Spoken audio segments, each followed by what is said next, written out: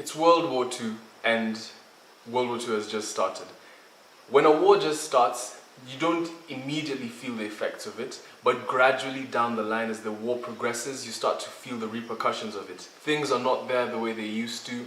People are a bit less jovial as they once were, and hopes slowly start to get diminished as the war just drags on. So it's the early 1940s. People are just getting us. The war has just started, and things haven't really changed that much. But as the war escalated, things did begin to change. Composers and creators in general had started making music that would reflect the American spirit and that would try and raise the hopes and the morale of the American people in such a dark time. An interesting fact, statistics always tells us that movie attendance rises in times of crisis. Now, we can't go to the cinema at this particular time.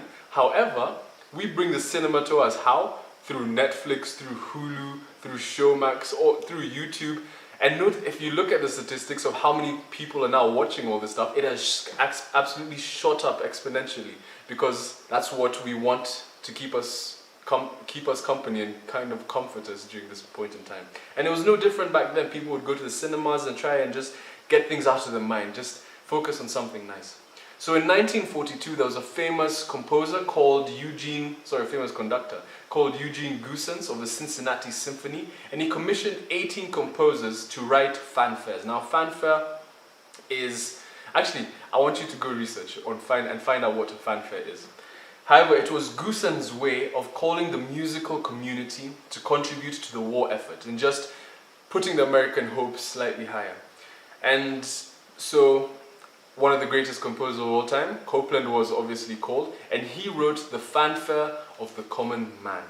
And it was actually, out of all the 18 composers, it's one of the only few that people actually remember. And it has become synonymous with patriotism, beautifully honoring the everyday working man.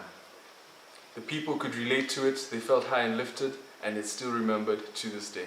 Go have a listen, find out what fanfare is.